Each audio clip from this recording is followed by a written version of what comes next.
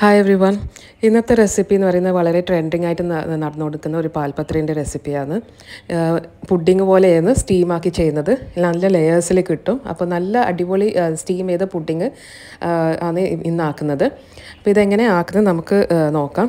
ഇതിന് വേണ്ടിയിട്ട് ഞാനിപ്പം മുട്ടയും മൈദയും ഉപ്പും കൂടി ചേർത്തിട്ടാണ് ഗ്രൈൻഡറിലിട്ട് കൊടുക്കുന്നത്. ഇതിന് ഇപ്പം അളവ് ഞാൻ ഇതിൽ പറഞ്ഞിട്ടുണ്ട്. ഇതിന് വേണ്ടിയിട്ടുള്ള വെള്ളം 2.5 കപ്പാണ്. അപ്പോൾ ആദ്യം കുറച്ച് വെള്ളം ഒഴിച്ചിട്ട് പിന്നെ മെല്ലെ നോക്കിയിട്ട് 2.5 കപ്പാണ് മുഴുവനായിട്ട് എടുക്കുന്നത്. പിന്നെ ഉപ്പും കൂടി ചേർത്തിട്ടാണ് ഇത് ചെയ്യുന്നത്. അപ്പോൾ നിങ്ങളെ ടേസ്റ്റ് അനുസരിച്ചിട്ട് ഉപ്പ് ഇട്ട് കൊടുക്കാം. ഈ കുറച്ച് സെമി കട്ടിയിൽ നന്ന നേരിയതല്ല, പക്ഷെ കുറച്ചൊരു സെമി കട്ടിയിൽ ബാറ്ററാണ്. പിന്നെ ഇതിൻ്റെ മുട്ടൻ്റെ മിക്സ്ചർ എന്ന് പറയുന്നത് ആദ്യം പഞ്ചസാരയും കുറച്ച് ഏലക്കായും കൂടിയിട്ട് അടിച്ചു കൊടുക്കുക. അതിൻ്റെ കൂടത്തെ 4 മുട്ടയും 2 ഗ്ലാസ് പാലും കൂടിയാണ് ചേർക്കുന്നത്. ഇതെല്ലാം കറക്റ്റ് അളവാണ്. ഇതേ കാണുന്ന പോലെ രീതിയിൽ തന്നെ ആക്കാം. പിന്നെ ഇതിന് വേണ്ടിയിട്ട് ഞാൻ കുറച്ച് ക്യാരറ്റ് ഇട്ട് കൊടുക്കുന്നുണ്ട്. അതൊരു 1/4 കപ്പാണ് ഞാൻ എടുത്തിട്ടുള്ളത്. അത് ഗ്രേറ്റ് ചെയ്തിട്ട് ഇതിൽ മിക്സ് ആക്കി കൊടുക്കുക. പിന്നെ ഇതിന് വേണ്ടിയിട്ടുള്ള കാഷ്യൂസും മുന്തിരിങ്ങയെല്ലാം കൂടിയിട്ട് കുറച്ച് നെയ്ക്കോത്ത് ഒന്ന് റോസ്റ്റാക്കി കൊടുക്കാം. ഇത് നല്ലോണം ഇട്ടാൽ കുറച്ച് നല്ല ടേസ്റ്റ് കൂടുതൽ കിട്ടും. പിന്നെ നമ്മൾ ബേക്ക് ചെയ്യുന്ന പാത്രത്തിൻ്റെ അളവിനനുസരിച്ചിട്ടാണ് ഞാൻ പാൻ കേക്ക് ചുടുന്നത്. അപ്പം ഇങ്ങനെ ചുട്ടെടുക്കുന്നത്. പിന്നെ ഇത് ഇപ്പം നോക്കിയാൽ ഞാൻ ആദ്യം പാൻ കേക്കിൻ്റെ അളവ് വെച്ച് നോക്കി. എന്നിട്ടാണ് ഞാൻ ഈ ബാറ്റർ ഒഴിച്ച് കൊടുക്കുന്നത്. ഓരോ തവി വെച്ചിട്ടാണ് ജസ്റ്റ് ഒന്ന് റോസ്റ്റ് ആകണ്ട, ജസ്റ്റ് ഒന്ന് കുക്ക് ചെയ്ത് എടുത്താൽ മതി. സോഫ്റ്റ് ആയിട്ട് ഇരിക്കണം. ഇപ്പോൾ നമ്മളെ ബേക്കിംഗ് ടിന്നാണ് ഞാനിത് എടുത്തിട്ടുള്ളത്. ഇത് ഏകദേശം ഒരു 6 ഇഞ്ചോളം ഉണ്ടാവും. അപ്പോൾ ഏകദേശം അങ്ങനെ നോക്കിയിട്ടാണ് ഇപ്പോൾ ഞാൻ ഓരോ ദോശ ഞാൻ ചുട്ടെടുത്തിട്ടുള്ളത്. അപ്പോൾ ആദ്യം തായിൽ നിങ്ങൾക്ക് 1-2 ലെയർ വെക്കുക.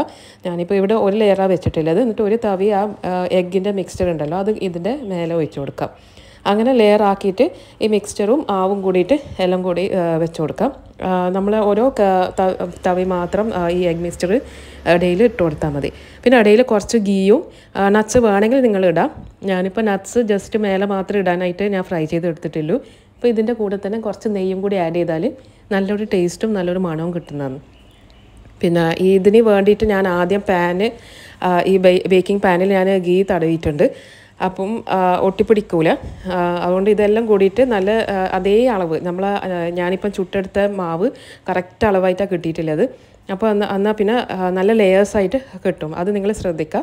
എന്നിട്ട് ഇത് ഓരോന്നായിട്ട് ഇങ്ങനെ ചെയ്ത് കൊടുക്കാം.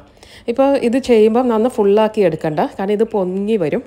ഇതിപ്പം എൻ്റെത് കുറച്ചൊന്ന് പൊങ്ങി വന്നിട്ടുണ്ട്, പുറത്തേക്ക് വന്നിട്ടുണ്ട്.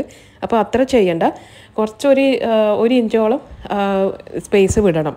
എന്നിട്ട് ഇതിൽ മേലെ ഞാനിപ്പോൾ റോസ്റ്റാക്കിയ നട്ട്സൊക്കെ ഇട്ട് കൊടുത്തിട്ടാണ് ഞാനിപ്പോൾ സ്റ്റീം ചെയ്ത് വെക്കുന്നത്. സ്റ്റീം എന്ന് പറയുന്നത് ഞാനിപ്പോൾ കുക്കറിൽ കുറച്ച് വെള്ളം ഒഴിച്ചിട്ട് വെള്ളം ഒഴിക്കുമ്പോൾ ഞാൻ കുറച്ച് വിനീഗർ ഒഴിച്ചിട്ടുണ്ട്. എന്നാൽ പിന്നെ നമ്മളെ കുക്കർ ഒരു കറുപ്പ് നിറം വരില്ല. അപ്പം വിസിലിട്ടിട്ട് തന്നെയാണ് ആദ്യം വിസിലടിച്ചിട്ട് പിന്നെ ഒരു 40 മിനിറ്റ്സോളം ബേക്ക് ചെയ്തെടുക്കുന്നതാണ്. ഇപ്പോൾ കുറച്ച് സമയം എടുക്കുന്ന കാര്യമായാലും അടിപൊളി സ്റ്റീംഡ് പുഡിങ്ങാണ്. പാൽ പത്രി എന്ന് പറയുമ്പോൾ ഇളം മധുരമായിട്ടേ ഇല്ലൂ. ഇത് കൂടുതൽ മധുരമൊന്നും ഇല്ല. ഇതിപ്പോൾ ഞാൻ ഇട്ടത് ചെറിയൊരു മധുരം സ്വീറ്റ്നെസ്സേ ഇല്ലൂ. അപ്പോൾ എല്ലാവരും ഇത് ട്രൈ ചെയ്ത് നോക്കാം. അടിപൊളി ടേസ്റ്റാണ്. ഇതിപ്പം നമ്മളെപ്പോലത്തെ ആൾക്കാർക്ക് ഇപ്പോൾ കൂടുതൽ മധുരം വേണ്ടാത്ത കടികൾ വേണമെങ്കിൽ ഇത് കാണാനും നല്ല ഭംഗിയുണ്ട്, നല്ല ലെയേഴ്സായി കിട്ടി വന്നിട്ടുണ്ട്. അപ്പോൾ എല്ലാവരും ഇത് ട്രൈ ചെയ്തിട്ട് ഫീഡ്ബാക്ക് അറിയിക്കാം.